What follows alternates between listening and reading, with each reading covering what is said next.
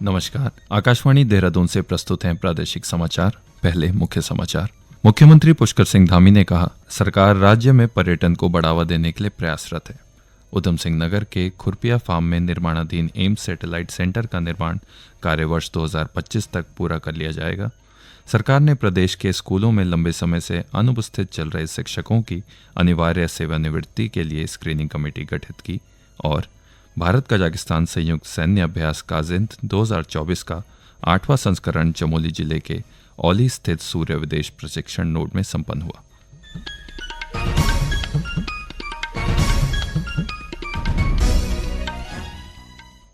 समाचारों के साथ मैं सुशांत सकलानी और अब समाचार विस्तार से।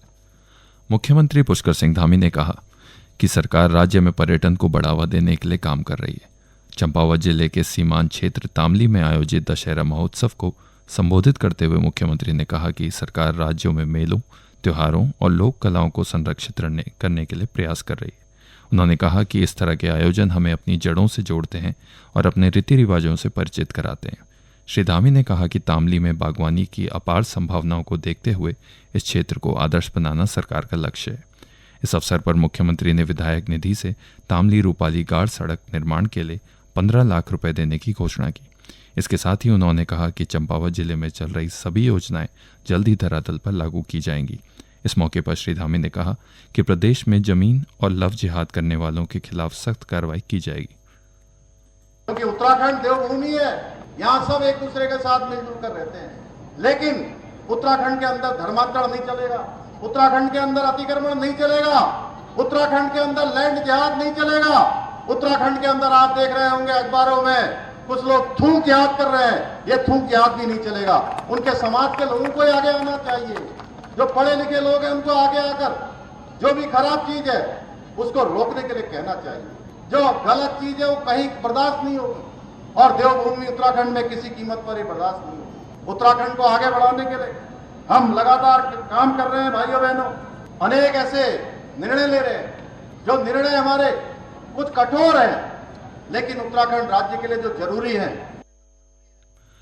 उधम सिंह नगर के किच्छा स्थित खुरपिया फार्म में निर्माणाधीन एम्स सैटेलाइट सेंटर का निर्माण कार्य वर्ष 2025 तक पूरा कर लिया जाएगा। निर्माणाधीन एम्स सैटेलाइट सेंटर के निरीक्षण के दौरान कार्यदायी संस्था ने मुख्यमंत्री पुष्कर सिंह धामी को ये जानकारी दी। मुख्यमंत्री ने कहा कि प्रधानमंत्री नरेंद्र मोदी के मार्गदर्शन में उत्तराखंड हर क्षेत्र में आगे बढ़ रहा है। उधम सिंह नगर में एम्स सैटेलाइट सेंटर के संचालन से आसपास के क्षेत्रों की बड़ी आबादी को स्वास्थ्य लाभ मिलेगा। उन्होंने कहा कि सरकार राज्य में स्वास्थ्य सुविधाओं को मजबूत करने के लिए लगातार काम कर रही है। इस पूरे क्षेत्र के आसपास के जनपदों में स्वास्थ्य की सेवाओं के लिए बहुत लंबे समय से एम्स की मांग की जाती रही है और यहाँ की ज़रूरत भी थी।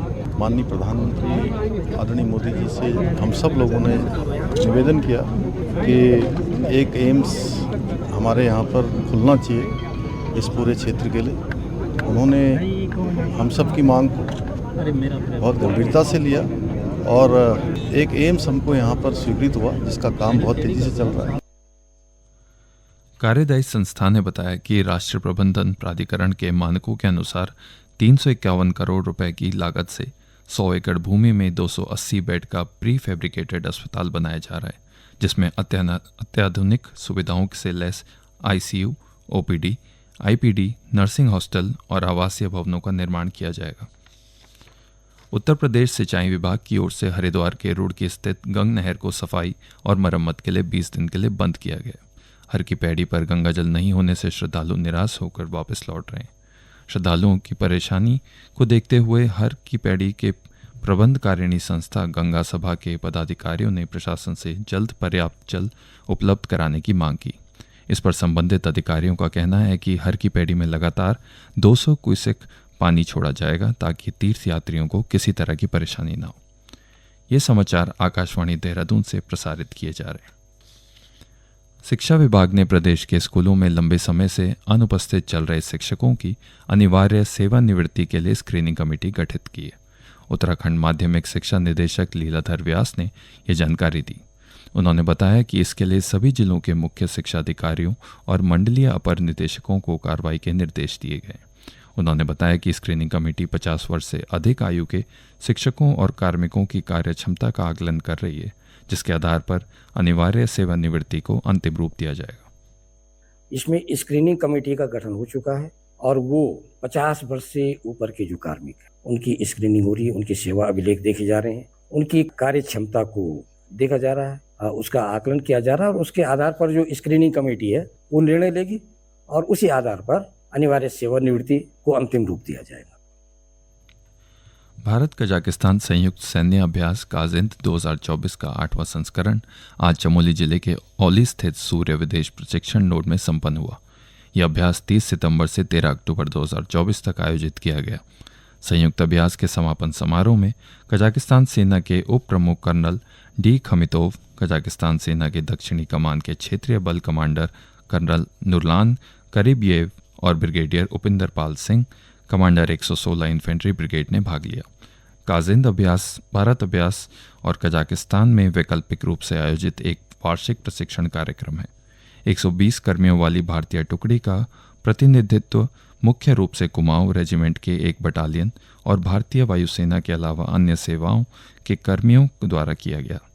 अभ्यास काजिंद 2024 का उद्देश्य संयुक्त राष्ट्र जनादेश के अध्याय 8 के तहत एक उप पारंपरिक परिदृश्य में आतंकवाद विरोधी अभियान चलाने के लिए दोनों पक्षों की संयुक्त सेना क्षमता को बढ़ाना था।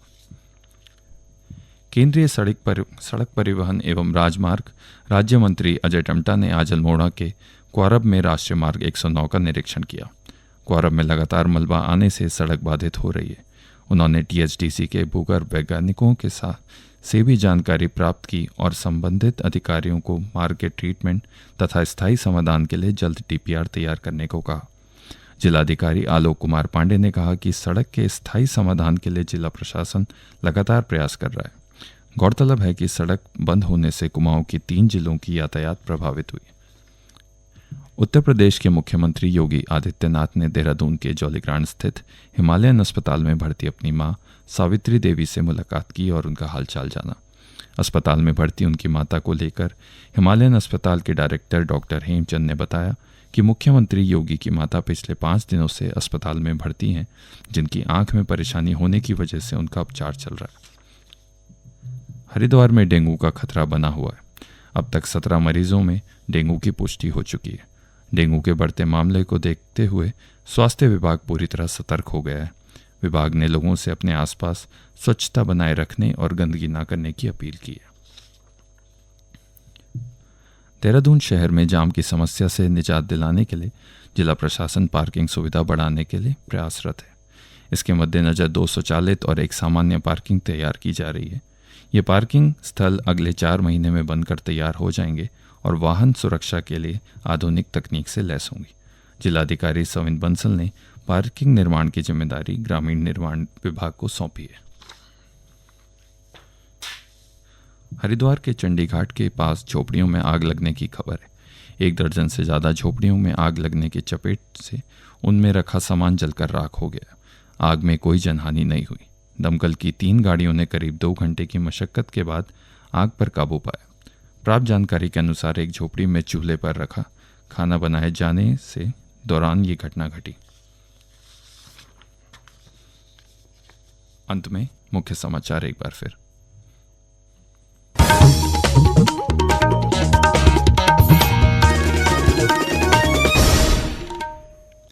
मुख्यमंत्री पुष्कर सिंह धामी ने कहा, सरकार राज्य में पर्यटन को बढ़ावा देने के लिए प्रयासरत है। उधम सिंह नगर के खुरपिया फार्म में निर्माणाधीन एम्स सैटेलाइट सेंटर का निर्माण कार्य वर्ष 2025 तक पूरा कर लिया जाएगा। सरकार ने प्रदेश के स्कूलों में लंबे समय से अनुपस्थित चल रहे शिक्षकों की अनिवार्य सेवानिवृत्ति के लिए स्क्रीनिंग कमेटी गठित की। और भारत कजाकिस्तान संयुक्त सैन्य अभ्यास काजिंद 2024 का 8वां संस्करण चमोली जिले के औली स्थित सूर्य विदेश प्रशिक्षण नोड में संपन्न हुआ। इसके साथ ही प्रादेशिक समाचारों का यह बुलेटिन समाप्त हुआ। नमस्कार।